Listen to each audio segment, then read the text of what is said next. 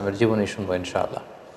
সাইয়েদনা ঈসা আলাইহিস সালাম তিনি জন্মগ্রহণ করেছেন ফিলিস্তিনের বেথেলহাম শহরে, যে শহরটিকে আরবিতে বলা হয় মাদিনাতু বাইতুলাহাম। আবার কোনো কোনো ঐতিহাসিক বলেছেন যে তিনি নাজারেত সিটিতে জন্মগ্রহণ করেছেন, যেটাকে আরবিতে বলা হয় মাদিনাতুন নাসেরা। তবে বেথেলহাম শহরের ব্যাপারেই বেশিরভাগ ঐতিহাসিক মতামত পেশ করেছেন। কিন্তু কোরআন আল কারীমে সুনির্ধারিতভাবে ওনার জন্মস্থানের কথা বলা হয়নি, বরং বলা হয়েছে বাইতুল মুকাদ্দাস থেকে একটা রিমোট এরিয়াতে, দূরবর্তী কোনো একটা জায়গায়, যেটা সারাউন্ডেড বাই ডেই ট্রিজ, খেজুর গাছ দ্বারা বেষ্টিত, এরকম কোনো একটি জায়গায় আল্লাহ নবী ঈসা আলাইহিস সালাম জন্মগ্রহণ করেছেন। আমরা ওনাকে চিনি আল্লাহ নবী ঈসা হিসেবে অথবা ঈসা রুহুল্লাহ হিসেবে, কিন্তু খ্রিস্টান সম্প্রদায় তারা ঈসা আলাইহিস সালামকে জেসাস ক্রাইস্ট বলে থাকে, যেটাকে বাংলায় যীশু খ্রিস্ট বলা হয়। কালামুল্লাহ মাজিদে ঈসা আলাইহিস সালামের অনেকগুলো নাম উল্লেখ হয়েছে। কোরআন কখনো কখনো ওনাকে অ্যাড্রেস করেছে আল মাসিহ বলে, কখনো উল্লেখ করেছে ঈসা ইবনু মারিয়াম বলে, কখনো রূহ বলে, এবং মাঝে মাঝে কালিমাতুহু বলে। আল মাসিহ বলা হয়েছে এজন্য কারণ আরবিতে মাসাহা ইয়ামসাহু মানে টাচ করা, মাসেহ করা, মেসেজ করা। ঈসা আলাইহিস সালাম মেসেজ করে দিলে কিছু অবাক ঘটনা ঘটতো, সেগুলো আমরা সামনে শুনবো। আবার কখনো বলা হয়েছে ঈসা ইবনু মারিয়াম, মারিয়ামের সন্তান ঈসা, যেহেতু ওনার পিতা ছিল না। কখনো বলা হয়েছে রূহ মানে স্পিরিট, আল্লাহ তাআলা স্পেশাল স্পিরিট এখানে দিয়েছিলেন। আবার কখনো বলা হয়েছে কালিমাতুহু, আল্লাহর বিশেষ কালিমা। তিনি পৃথিবীতে পিতা ছাড়া জন্মগ্রহণ করেছেন। আমরা জানি যে সাধারণত আমাদের প্রত্যেকের মা আছে, বাবা আছে, বাবা এবং মায়ের মাধ্যমে আমরা পৃথিবীতে এসেছি, কিন্তু তিনি পৃথিবীতে একমাত্র মানব যিনি শুধুমাত্র মায়ের গর্ভ থেকে এসেছেন, পিতার সংস্পর্শ ছাড়া। ওনার পিতা ছিল না, এবং তিনি বনী ইসরায়েলের সর্বশেষ নবী। এবং ওনার প্রতি আল্লাহ তাআলা ইনজিল কিতাব নাজিল করেছেন। আমরা জানি যে প্রসিদ্ধ 4টি আসমানি কিতাব রয়েছে, এর মধ্যে ইনজিল হচ্ছে অন্যতম। তাওরাত, জাবুর, ইনজিল এবং কোরআন। তো ওনার কাছে ইনজিল নাজিল হয়েছে, যেটাকে খ্রিস্টান কমিউনিটি এটাকে বাইবেল বলে বা গসপেল বলে থাকে। এবং তিনি হচ্ছে 5জন উলুল আজমি মিনার রসুল আছে, যারা দৃঢ় প্রত্যয়ী, খুবই দৃঢ় প্রত্যয়ের অধিকারী 5জন নবী, তাদের মধ্যে থেকে তিনি একজন। তারা হচ্ছে নূহ আলাইহিস সালাম, ইব্রাহিম আলাইহিস সালাম, মূসা আলাইহিস সালাম এবং এই ঈসা আলাইহিস সালাম, এবং আমাদের প্রিয় নবী মুহাম্মদ রাসূলুল্লাহ সাল্লাল্লাহু আলাইহি ওয়াসাল্লাম। এবং তিনি একমাত্র নবী যিনি এখনও ইন্তেকাল করেননি, তিনি এখনও বেঁচে আছেন। আল্লাহ তাআলা বিশেষ কুদরতে ওনাকে আকাশে তুলে নিয়েছেন। তিনি একটা সময় শেষে, শেষ জামানায়, কিয়ামতের অদ্যাবধি পূর্বে, আগ মুহূর্তে পৃথিবীতে আসবেন। ইমাম মাহাদির নেতৃত্বে তিনি গোটা বিশ্বে সাম্য, শান্তি, ভালোবাসা, ইসলাম এটা প্রতিষ্ঠা করবেন, এবং স্বাভাবিকভাবে অন্যান্য নবীদের মতো তিনি পৃথিবীতে ইন্তেকাল করবেন। তার মায়ের নাম ছিল মারিয়াম, আমরা জেনেছি। এবং আমাদের প্রফেট সিরিজের জাকারিয়া আলাইহিস সালামের পর্বে আমরা মোটামুটি মারিয়াম আলাইহিস সালামের ঘটনার ব্যাপারে আলোচনা করেছিলাম। আল্লাহ তাআলা মারিয়াম আলাইহিস সালামকে গোটা বিশ্বের নারীকুলের মধ্য থেকে স্পেশালি তিনি চুজ করেছেন, তিনি তাকে পিউরিফাই করেছেন, তাকে সিলেক্ট করেছেন। এবং মারিয়াম আলাইহিস সালামের নামে কোরআনের স্বতন্ত্র একটি সূরা এসেছে। আমরা জানি কোরআনে 114টি সূরা, এর মধ্যে একজন নারীর নামে কোরআনে একটি সূরা ডেডিকেট করা হয়েছে, আর সেটা হচ্ছে সূরাতুল মারিয়াম। সেটা ঈসা আলাইহিস সালামের মায়ের নামে সূরা। কোরআনে আল্লাহ পাক তাকে সিদ্দিকা বলেছেন, সত্যবাদী নারী।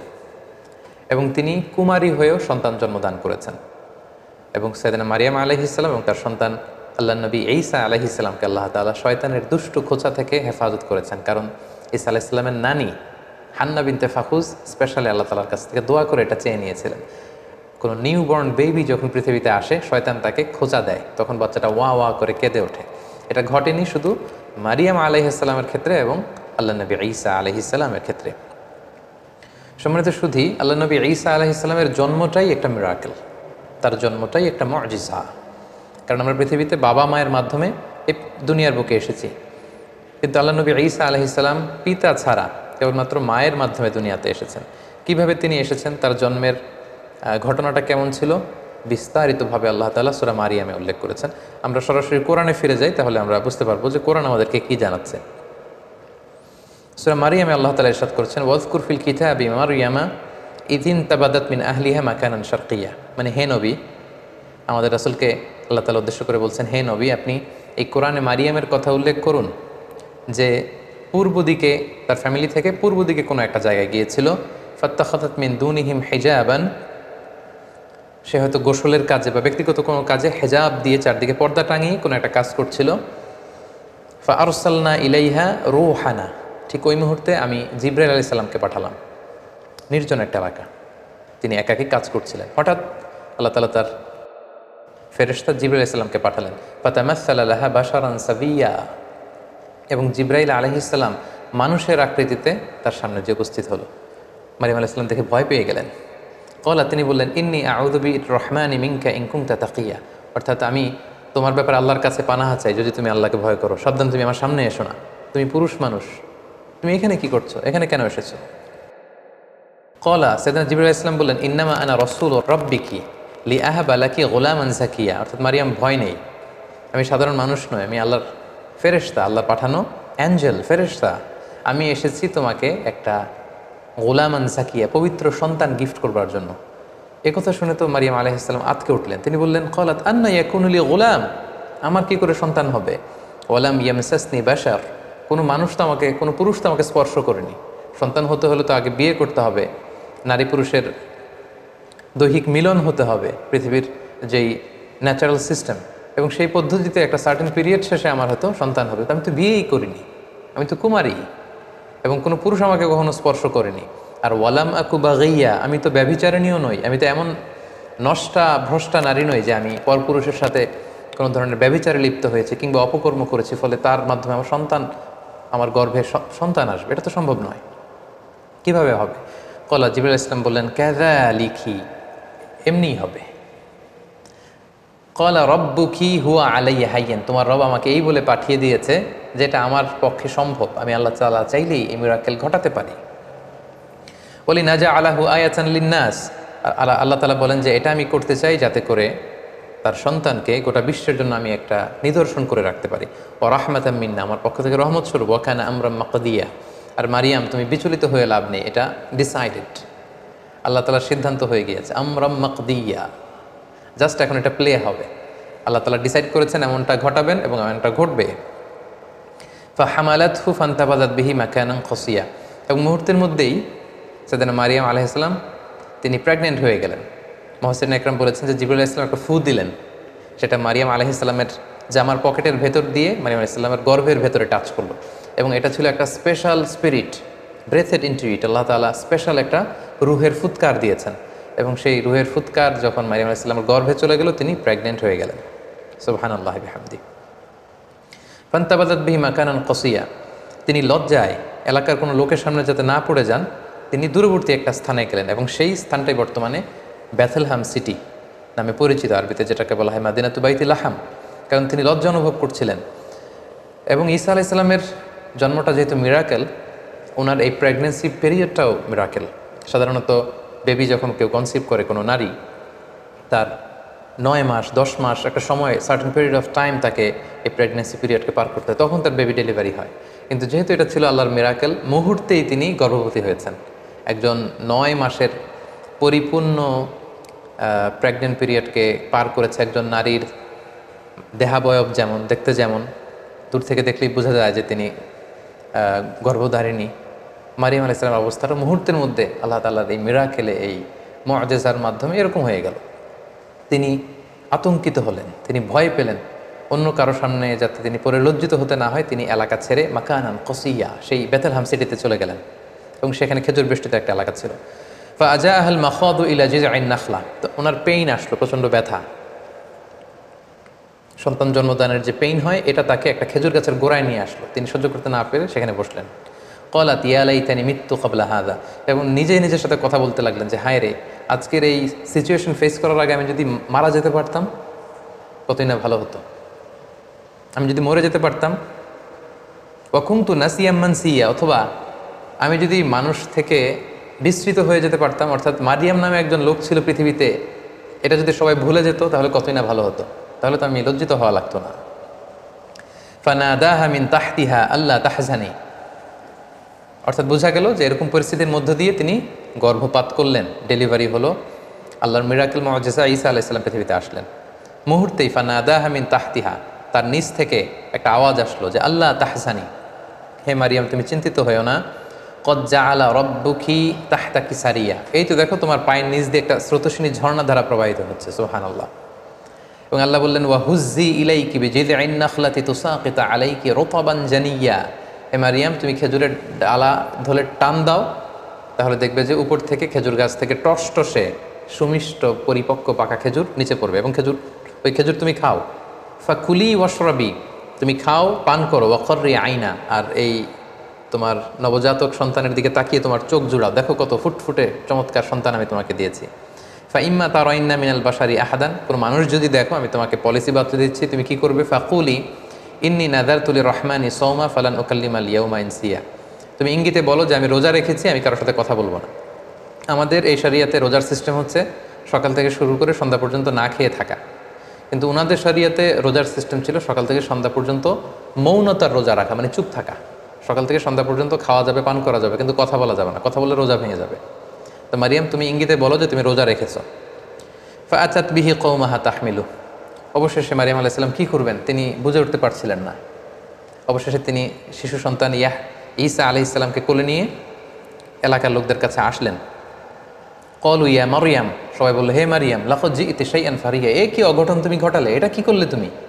তুমি সন্তান পেলে কোত্থেকে? তোমার তো বিয়ে হয়নি, কোত্থেকে তুমি বেবি পেলে? ইয়া উখতা হারুন মা কানা আবুকি ইমরাআ সাউইন ওয়া মা কানাত উম্মুকি বাগিয়া, তোমার বাবা তো ভালো লোক ছিল, তোমার মাও তো ব্যভিচারিণী ছিল না, তুমি এই কাজ কেমন করে করলে?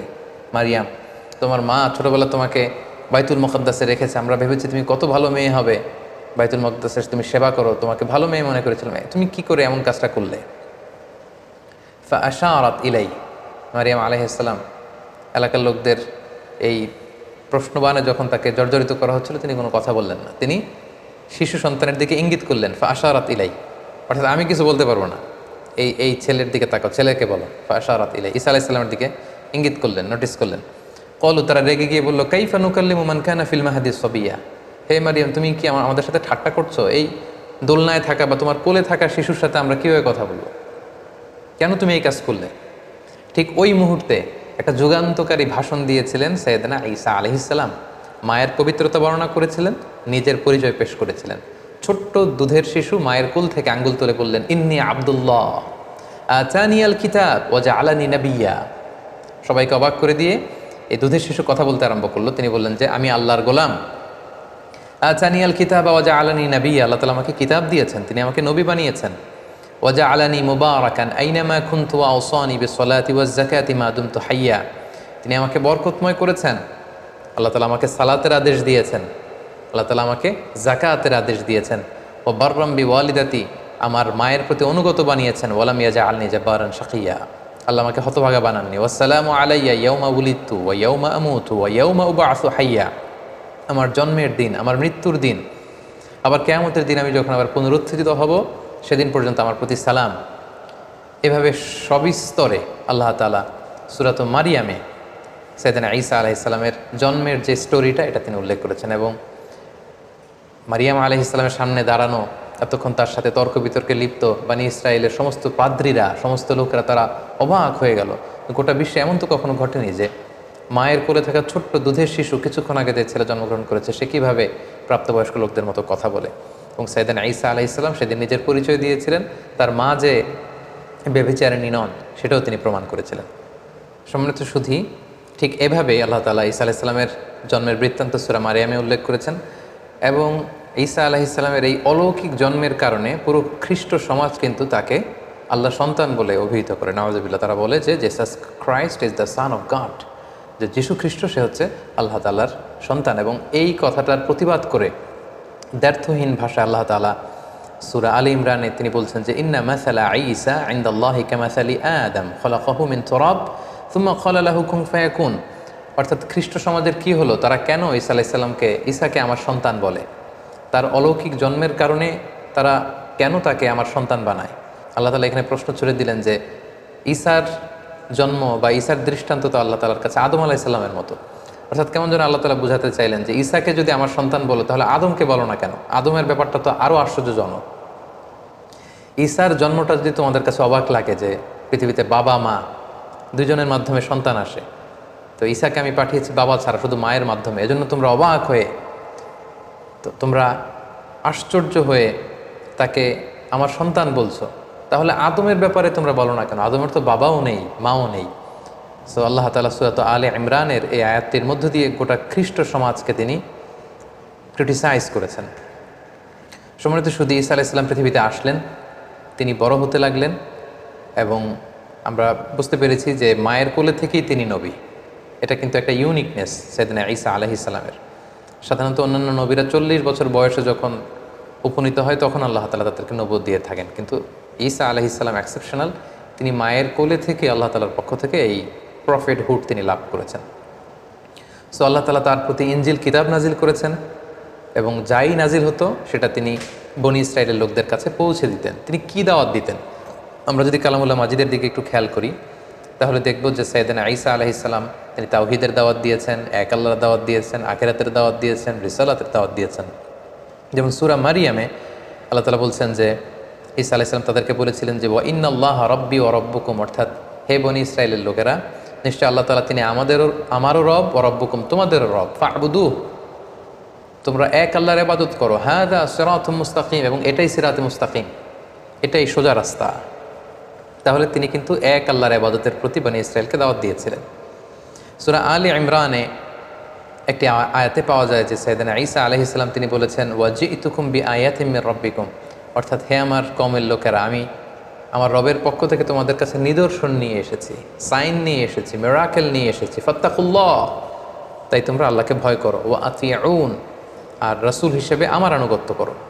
তাহলে সম্মানিত শুধু এই দুটি আয়াত থেকে আমরা বুঝলাম যে তিনি যে রাসূল এটার কথা তিনি সুস্পষ্টভাবে বলেছেন এবং তার কাছে আল্লাহর যে বাণী আসে এগুলো যাতে তারা নিরঙ্কুশভাবে মেনে নেয় সেটার আদেশ তিনি করেছেন এবং আল্লাহ তাআলা তিনি যে এক এবং একক সেটার দাওয়াত তিনি দিয়েছেন। এবং অন্য একটি আয়াতে আমরা দেখতে পাই যে সাইয়েদনা ঈসা আলাইহিস সালাম তিনি রাসূলুল্লাহ সাল্লাল্লাহু আলাইহি ওয়াসাল্লাম যে তারপরে নবী হয়ে আসবেন সেটা সুসংবাদ দিয়েছেন।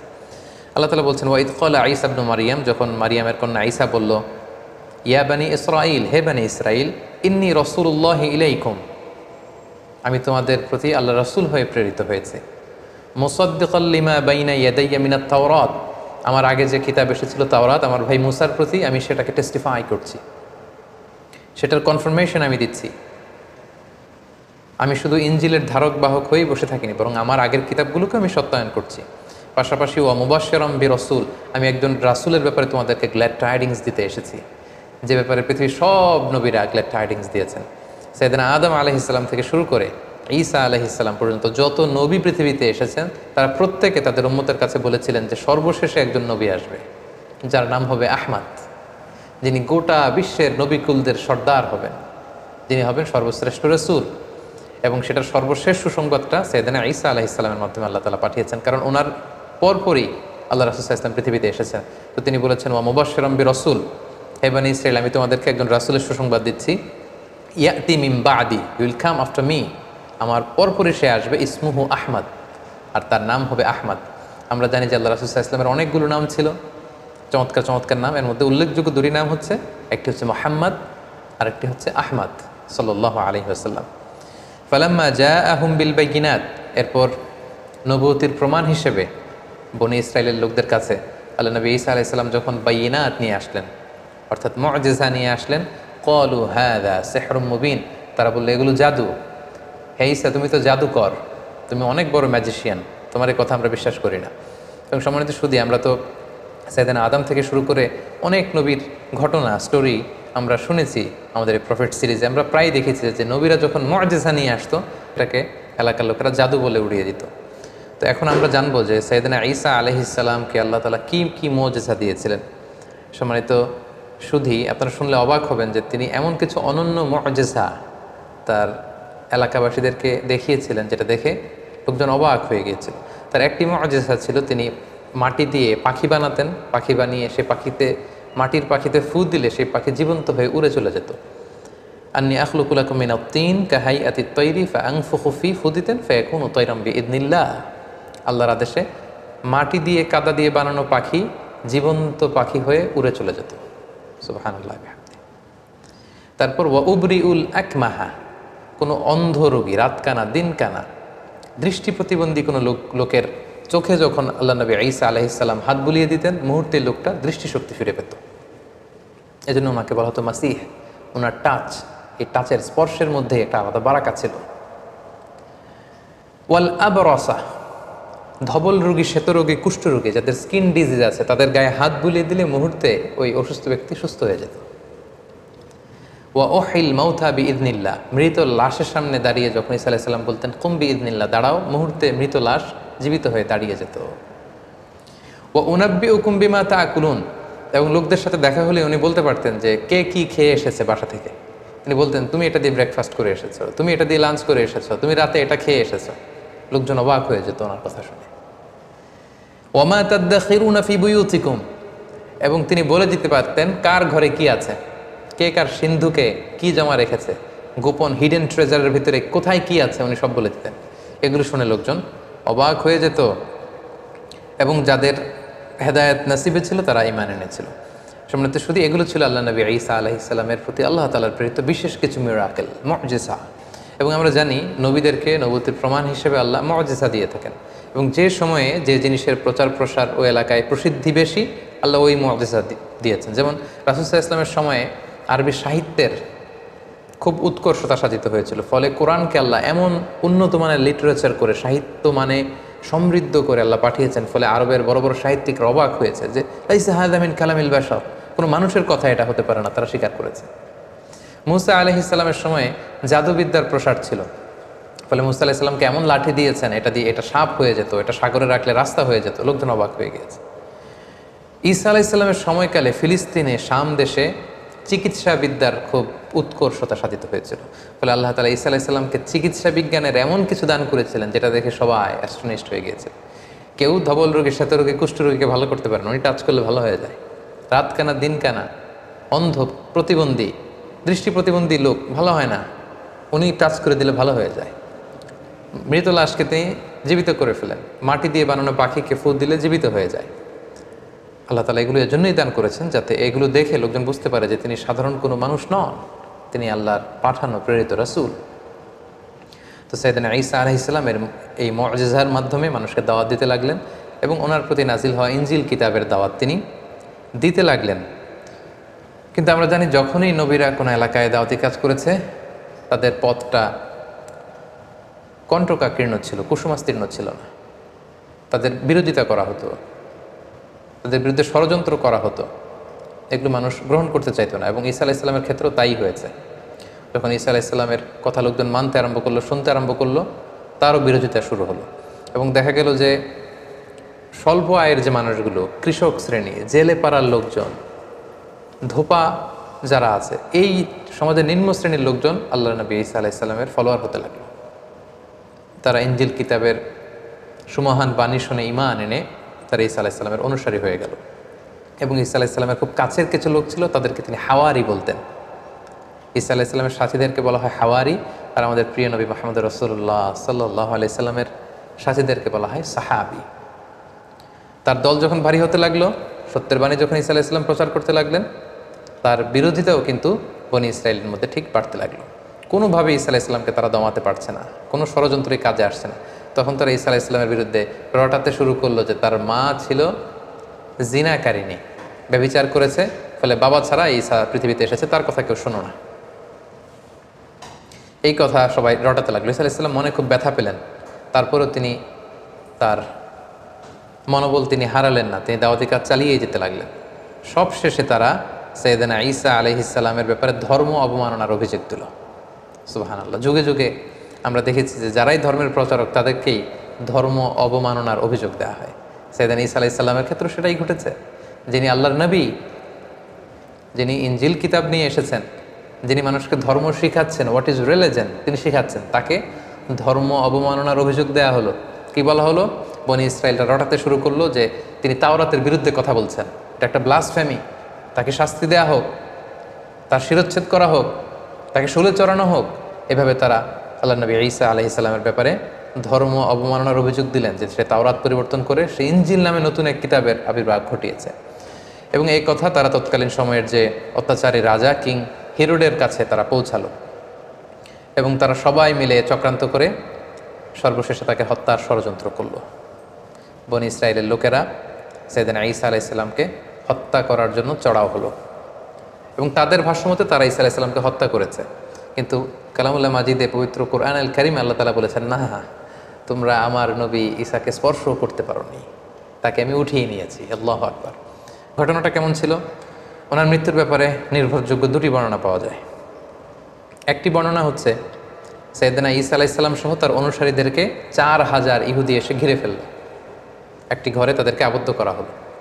আল্লাহ নবী ঈসা আলাইসাল্লাম বললেন, আমার অনুসারীদের মধ্য থেকে কে আছো, আমার জন্য জীবন দিবে? একজন দাঁড়ালো। নবী ঈসা আলাইসাল্লাম তাকে তার পাগড়ি পরিয়ে দিলেন, তার জামা খুলে পরিয়ে দিলেন, বললেন যাও।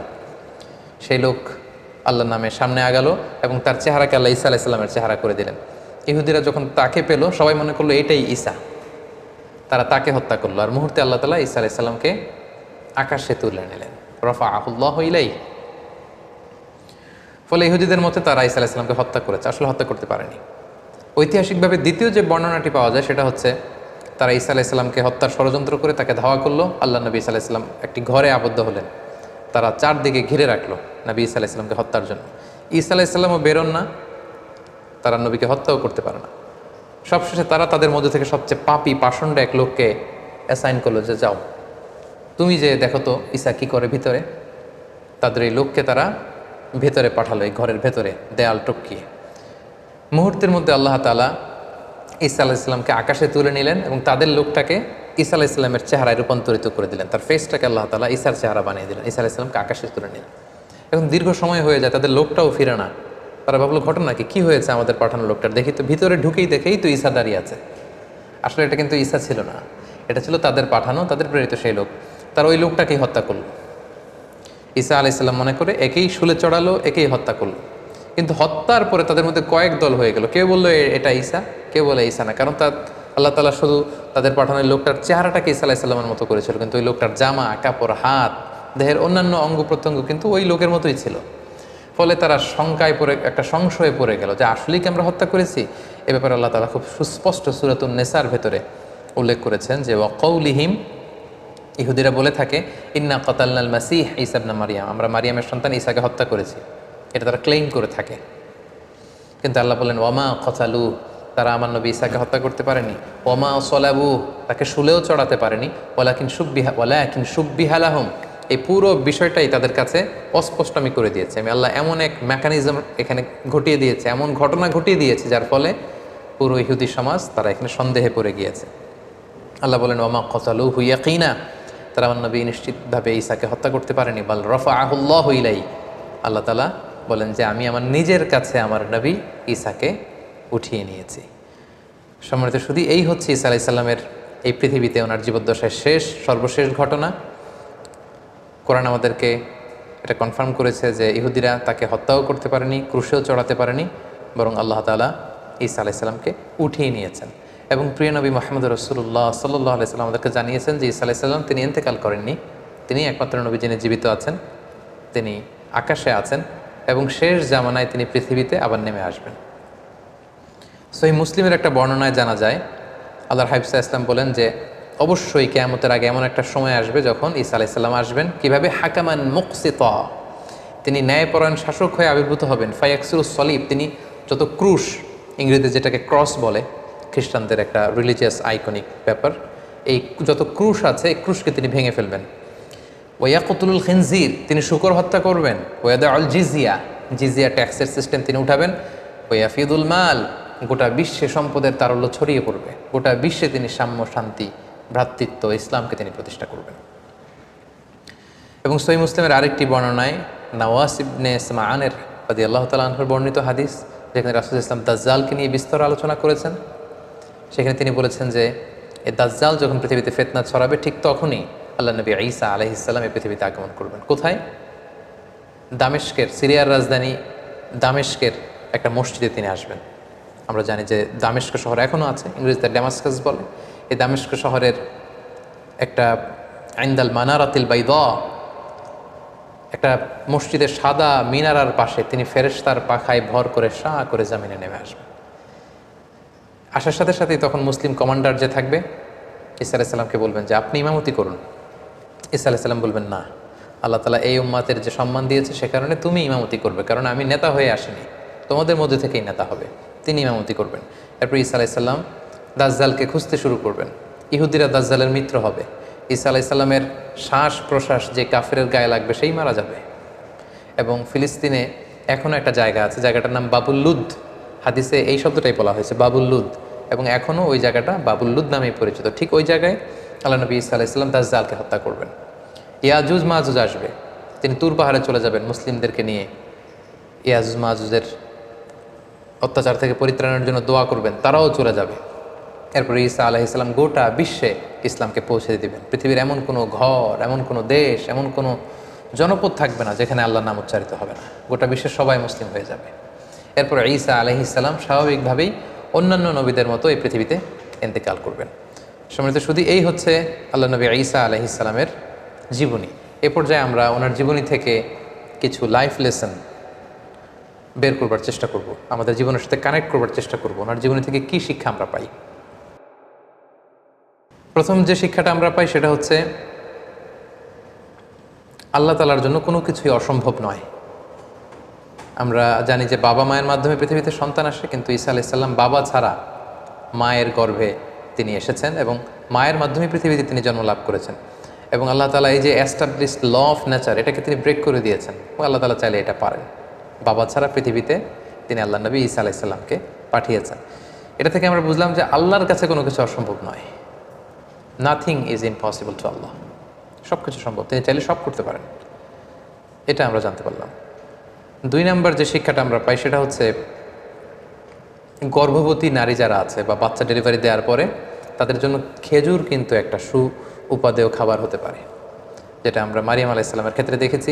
আল্লাহ বলেছেন যে ফাহুজ্জি ইলাইকি বিজিজআইন নাখলাতি তুসাকিতু আলাইকা রুতাবান জানিয়া, হে মারিয়াম তুমি খেজুরের ডাল ধরে টান দাও, টসটসে পাকা খেজুর পড়বে, সেটা খাও। মারিয়াম আলাইহিস সালাম কিন্তু খেজুর খেয়ে তখন এনার্জি পেয়েছিলেন। সো গর্ভবতী নারী কিংবা সন্তান জন্মদানের পরে একজন মায়ের জন্য খেজুর একটা চমৎকার খাবার হতে পারে, কারণ এটার মধ্যে ভিটামিন B6 আছে, এটার মধ্যে কপার আছে, এটার মধ্যে অনেক ধরনের উপাদান আছে। বিশেষ করে খেজুর হচ্ছে ফুল অফ ফাইবার সমৃদ্ধ একটা খাবার, যেটা আপনার এনার্জিকে বুস্ট করবে। সো গর্ভবতী এবং সন্তান জন্মদানের পরে নারীদের জন্য খেজুর একটা চমৎকার খাবার, যেটা কোরআনিক গাইডেন্স থেকে আমরা পাই। 3 নম্বর যে ব্যাপারটি আমরা জানতে পারি যে মারিয়াম আলাইহিস সালামের সন্তান জন্মদানটা এমন একটা সময় হয়েছিল যখন খেজুর পেকে পেকে পড়ে। কোরআনের আয়াত থেকে বোঝা যায় যে হে মারিয়াম তুমি খেজুরের ডাল ধরে টান দাও, খেজুর পড়বে। এবং আমরা জানি খেজুর পাকে হচ্ছে গ্রীষ্মকালে। কিন্তু আমরা যদি বর্তমান খ্রিস্টান কমিউনিটির এক্সমাস ডে, যেটাকে ওরা বলে ক্রিসমাস ডে, মেরি ক্রিসমাস বা ক্রিসমাস ডে তারা পালন করে থাকে প্রচণ্ড শীতে, অর্থাৎ 25শে ডিসেম্বর। সো ঐতিহাসিকভাবেই কিন্তু এখানে একটা there is a big question in this celebration, যে আসলেই শীতকালে কি আল্লাহ নবী ঈসা আলাইহিস সালামের জন্ম হয়েছিল কিনা। কোরআন কিন্তু আমাদেরকে জানিয়েছে যে ঈসা আলাইহিস সালামের যখন জন্ম হয়েছিল সেটা ছিল সামার সিজন, অর্থাৎ গ্রীষ্মকাল। কিন্তু খ্রিস্ট সমাজ এই ক্রিসমাস পালন করে থাকে 25শে ডিসেম্বর, প্রচণ্ড শীতের সময়। এর আদৌ কোনো ভিত্তি আছে কিনা, there is a question here. আমরা এখানে কোয়েশ্চেন মার্ক রেখেই সামনে চলে যেতে চাই। আমরা 4 নম্বরে যেটা সাইয়েদনা ঈসা আলাইহিস সালামের জীবনী থেকে শিখলাম সেটা হচ্ছে আল্লাহ নবীরা নিজেকে নবী বলে পরিচয় দেওয়ার আগে তারা নিজেদেরকে আব্দুল্লাহ বা আল্লাহর বান্দা বলে পরিচয় দিতে বেশি স্বাচ্ছন্দ্য বোধ করতেন। যার প্রমাণ আল্লাহ নবী ঈসা আলাইহিস সালাম মায়ের কোলে সর্বপ্রথম নিজের পরিচয় দিয়েছেন এই বলে যে ইন্নী আব্দুল্লাহ, আমি আল্লাহর গোলাম। আগে বলেছেন গোলাম বা দাস, তারপরে তিনি বলেছেন আতানিয়াল কিতাব, আল্লাহ তিনি আমাকে কিতাব দিয়েছেন, ইনজিল কিতাব। ওয়াজআলানি নাবিয়্যা, তিনি আমাকে নবীও বানিয়েছেন। তাহলে নবী পৃথিবীতে সবচাইতে শ্রেষ্ঠ যারা, তারা নিজেদেরকে আল্লাহর দাস, আল্লাহর গোলাম বলতে স্বাচ্ছন্দ্য বোধ করতেন। এবং আল্লাহ রাসূল সাল্লাল্লাহু আলাইহি ওয়াসাল্লাম তিনিও নিজেকে সবসময় আব্দুল্লাহ বা আল্লাহর গোলাম বলে পরিচয় দিতেন। সো আমরা অহংকার করার কোনো সুযোগ কোনো বিশ্বাসীর নেই, বরং বিশ্বাসীরা সবসময় নিজেদেরকে দাস হিসেবে পরিচয় দেয়। আমরা সবাই হচ্ছি কুল্লুনা ইবাদুল্লাহ, আমরা আল্লাহর গোলাম। 5 নম্বর যে শিক্ষাটা আমরা পাই সেটা হচ্ছে আল্লাহ নবী ঈসা আলাইহিস সালাম এবং ওনার মা মারিয়াম আলাইহিস সালাম, ওনারা উভয়ই কিন্তু মানুষ ছিলেন, যেটা মুসলিম ডক্ট্রিনের সাথে, ইসলামী ডক্ট্রিনের সাথে খ্রিস্টান ডক্ট্রিনের একটা পার্থক্য। খ্রিস্টান কমিউনিটি তারা এই দুজনকে, ঈসা আলাইহিস সালামকে বলে যে ঈসা আলাইহিস সালাম ছিল হচ্ছে আল্লাহর সন্তান, আর মারিয়াম আলাইহিস সালামকে তারা ম্যারি বলে। তারা বলে যে ম্যারি হচ্ছে আল্লাহর স্ত্রী। তাদের একদল আবার বলে ম্যারি হচ্ছে আল্লাহর মা।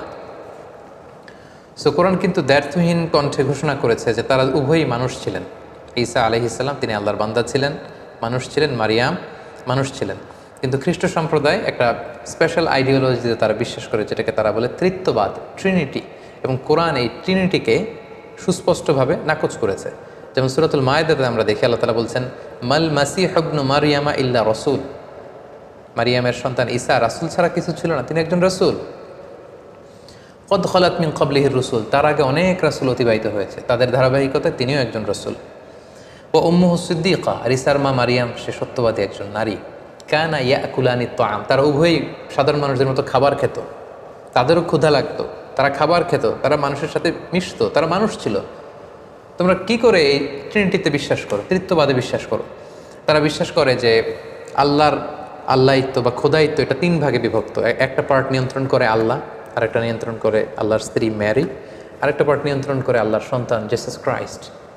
তাদের আরেক দল বলে যে না, এই ডিভাইনিটি এটা 3 ভাগে বিভক্ত।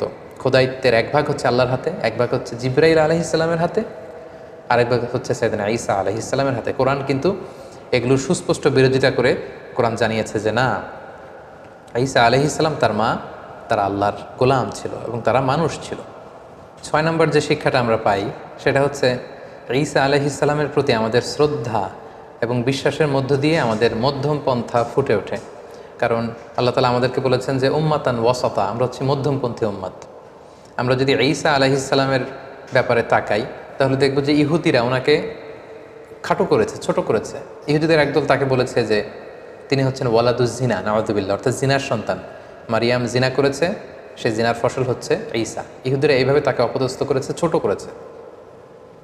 আর যদি খ্রিস্টান সম্প্রদায়ের দিকে তাকাই তাহলে দেখবো যে তাকে উঠাতে উঠাতে আল্লাহর চেয়ারে নিয়ে বসিয়েছে, নাউযুবিল্লাহ। মানে 2 দলই হচ্ছে মার্জিনালাইজ করেছে। ইহুদিরা তাকে খাটো করে বলেছে তিনি জারদ সন্তান, নাউযুবিল্লাহ। আর খ্রিস্টান সম্প্রদায় যারা এখনও তাকে Jesus Christ is the son of god বলে, গডের সন্তান বলে, তারা উঠাতে উঠাতে উঠাতে আল্লাহর আসনে আসীন করেছে। এই দিক থেকে ঈসা আলাইহিস সালামের প্রতি আমাদের যে শ্রদ্ধা, ভালোবাসা এবং আমাদের যে বিশ্বাস, এই বিশ্বাস দিয়েও কিন্তু প্রমাণিত হয় যে আমরা উম্মাতে মুহাম্মাদি, আমরা হচ্ছি উম্মাতান ওয়াসাতা, মধ্যমপন্থী উম্মত, মডারেট। অর্থাৎ আমরা ঈসা আলাইহিস সালামের ব্যাপারে বলি যে আবদুল্লাহি ওয়া রাসূলুহু, তিনি আল্লাহর গোলাম এবং আল্লাহর রাসূল। আমরা যখন তাকে গোলাম বলি, আল্লাহর দাস বলি, তখন এটা খ্রিস্টানদের রেসপন্স হয়। কারণ খ্রিস্টানরা উঠাতে উঠাতে ওনাকে আল্লাহর পর্যায়ে নিয়েছে। আমরা বলি না উনি আবদুল্লাহ, আল্লাহর গোলাম। আবার আমরা যখন বলি রসুলহু, তিনি আল্লাহর রসুল, তখন এটা জিউস কমিউনিটির জন্য আমাদের পক্ষ থেকে রেসপন্স হয় যে না, তোমরা যে বলছো ওয়ালাদুজ জিনা, জিনার সন্তান না, উনি জিনার সন্তান নয়, উনি হচ্ছেন আল্লাহর সম্মানিত রসুল। সো ওনার প্রতি আমাদের বিশ্বাস হচ্ছে উনি আবদুল্লাহ ওয়া রাসূলু, তিনি আল্লাহর গোলাম, আল্লাহর দাস এবং আল্লাহর প্রেরিত রসুল। তার প্রতি ইনজিল কিতাব নাজিল হয়েছে, তার মার নামে আল্লাহ সরাসরি একটা কমপ্লিট সূরা কোরআনে ডেডিকেট করেছে। সো যদিও তিনি আমাদের নবী নন, তিনি খ্রিস্টানদের নবী, তারপরে ওনার প্রতি সঠিক বিশ্বাস এবং আকীদা আমরা কোরআনের মাধ্যমে পেয়েছি। তিনি হচ্ছেন আবদুল্লাহ ওয়া রাসূলু। ঈসা আলাইহিস সালামের জীবনী থেকে সর্বশেষ এবং সবচেয়ে গুরুত্বপূর্ণ যে শিক্ষাটা আমরা পাই সেটা হচ্ছে শিরকের গুনাহ আল্লাহ তাআলা কখনো ক্ষমা করেন না। ইন্নাল্লাহা লা ইয়াগফিরু আন ইউশরাকা বিহি ওয়া ইয়াগফিরু মা দুনা যালিকা লিমান ইয়াশা। আল্লাহ শিরকের গুনাহ কখনো ক্ষমা করবেন না, সব ক্ষমা করে দিতে পারেন, তিনি শিরকের গুনাহ ক্ষমা করেন না। কারণ এটা জুলমুন আযীম, অনেক বড় পাপ। আল্লাহর আল্লাহিত্বের ভেতরে, খোদাইত্বের ভেতরে কাউকে বসানো, এটা আল্লাহ তাআলা কখনো বরদাস্ত করেন না, এটা আল্লাহর গায়রাতে লাগে। কিন্তু খ্রিস্টানরা সেটাই করেছে। ওয়াকালাতিন নাসারা, কোরআন বলছে ওয়াকালাতিন নাসারা, নাসারারা বলে মানে খ্রিস্টানরা বলে আল মাসিহ ইবনুল্লাহ, ঈসা মাসিহ উনি নাকি আল্লাহর সন্তান, নাউযুবিল্লাহ। এবং আল্লাহ বলেন লাকাদ কাফারাল্লাযীনা ক্বালু, তারা সুস্পষ্ট কুফরি করেছে যারা বলে ইন্নাল্লাহা সালিসু সালাসা, আল্লাহ তিনের একজন, মানে ট্রিনিটি বা তৃত্ববাদে যারা বিশ্বাস করে তারা কুফরি করেছে। এবং তাদের জন্য কঠিন আযাব, তারা যদি এ থেকে নিবৃত না হয় কঠিন শাস্তি তাদেরকে পেয়ে বসবে। এবং সবচেয়ে মজার ব্যাপার হচ্ছে যে ঈসা আলাইহিস সালামকে কিন্তু আল্লাহ তাআলা কিয়ামতের দিন কঠিন ইন্টারোগেশন করবেন, কঠিন জিজ্ঞাসার মুখোমুখি হবেন। তিনি কিন্তু এর দায়ভার নেবেন না এবং তিনি তার উম্মাদকে কখনো বলেনও নি যে আমি আল্লাহর সন্তান। তারা নিজেরা এটা বানিয়েছে, বাবা ছাড়া পৃথিবীতে এসেছেন, অবাক তার জন্মের ঘটনা, ফলে তিনি আল্লাহর সন্তান। এটা খ্রিস্টানদের ফেব্রিকেশন, খ্রিস্টানদের বানানো। তিনি কিন্তু তাওহীদের দাওয়াত দিয়েছেন, তারপরেও আল্লাহ তাআলা ওনাকে ছাড়বেন না। ওনাকে জিজ্ঞাসাবাদ করবেন, কঠিন জিজ্ঞাসাবাদের মুখোমুখি তিনি কিয়ামতের ময়দানে হবেন। এবং সেটা আল্লাহ কোরআনে এভাবে বলেছেন যে ওয়াইদ ক্বালাল্লাহু ইয়া ঈসা ইবনে মারইয়াম, সেদিন আল্লাহ ঈসা আলাইহিস সালামকে বলবেন যে আনতা কুলতা, হে ঈসা তুমি কি বলেছিলে যে লিন্নাসি মানুষকে ইত্তাখিযুনি, যে হে মানুষেরা আমি ঈসাকে পূজা করো, ওয়া উম্মি এবং আমার মাকে পূজা করো, ইলাহাইনি আমাদেরকে তোমরা ইলাহ মানো মিন দুনিল্লাহ আল্লাহকে ব্যতি রেখে। হে ঈসা তুমি কি এই কথা কখনো বলেছিলে? সম্মানিত শুধু আমরা জানি যে ঈসা আলাইহিস সালাম বলেননি, এবং ঈসা আলাইহিস সালাম যে বলেননি এটা আল্লাহও জান। তারপরেও এটা এমন একটা ইস্যু, আল্লাহ তাআলা নিজেও এটা বরদাস্ত করবেন। আল্লাহ ঈসা আলাইহিস সালামকে ইন্টারোগেট করে তার মুখ দিয়ে বারবার এটা বের করে কিয়ামতের গোটা ময়দানে যখন খ্রিস্ট সম্প্রদায় থার থার করে কাঁপবে, আল্লাহ তাআলা এই জবাবদিহি সবার সামনে দেখাবেন। এই প্রশ্ন যখন আল্লাহ তাআলা ছুড়ে দেবেন, ঈসা আলাইহিস সালাম বলবেন ক্বালা সুবহানাকা, আল্লাহ আপনি অতি মহান পবিত্র। মা ইয়াকুনু লি আন আকুলা মা লাইসা লি বিহাক, যেটা বলার কোনো অধিকার আমার নেই সেটা আমি কি করে বলি আল্লাহ, আমি কেন এমনটি বলবো? ইন কুনতু কুলতু, আর যদি আমি এমনটি বলেই থাকতাম দুনিয়াতে, ফাকাদ আলিমতা, তাহলে আপনি তো সেটা জানতেন। তাআলামু মা ফি নাফসি, আল্লাহ আমার অন্তরে কি আছে আপনি জানেন। ওয়ালা আ'লামু মা ফি নাফসিক, আপনার অন্তরে কি আছে আমরা জানি না। ইন্নাকা আনতা আল্লামুল গুয়ুব, আপনি অদৃশ্যের খবর রাখেন। হে আল্লাহ মা কুলতু লাহুম ইল্লা মা আমারতানি, আপনি আমাকে যা আদেশ করেছিলেন আমি তো পৃথিবীতে কেবল তাই বলেছি। আমি তো বার্তাবাহকের কাজ করেছি, বাণীবাহকের কাজ। ইনজিল কিতাবে আপনি যা বলেছেন আমি তাই পৌঁছে দিয়েছি। আর সেটা কি? সেটা ছিল আমি বলেছি আনি আবুদুল্লাহ, তোমরা আল্লাহর ইবাদত করো। রব্বি, আল্লাহ হচ্ছেন আমার রব। ঈসা আলাইহিস সালাম কিন্তু বলেননি যে আমি আল্লাহর সন্তান, তিনি বলেছেন রব্বি, তিনি আমার রব। ও রব্বাকুম, আল্লাহ তাআলা আমার যেমনি রব তোমাদেরও রব। ও কুনতু আলাইহিম শাহীদাম মা দুমতু ফীহিম, হে আল্লাহ আমি এই কথার উপরই ছিলাম পৃথিবীতে যতদিন বেঁচে ছিলাম, আমি তো এটাই বলেছি। ফালাম্মা তাওয়াফাইতানি, আর যখন আপনি আমাকে মৃত্যু দিলেন, কুনতা আনতার রাকিবা আলাইহিম, এরপরে কি হয়েছে আল্লাহ আমি সেটা জানি না।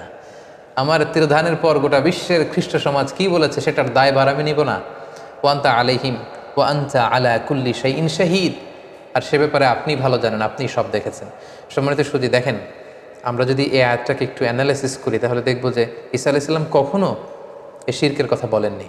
তিনি কখনো বলেননি আমি আল্লাহর সন্তান, আমার মা ম্যারি বা মারিয়াম আল্লাহর স্ত্রী, কখনো তিনি এই কথা বলেননি। এটা খ্রিস্টানদের বানানো কথা, এবং আল্লাহ তাআলা খুব ভালো করে জানেন যে তিনি বলেননি। তারপরেও এটা আল্লাহর স্ট্যাটাসের বিষয়, এটা আল্লাহর গায়রাতের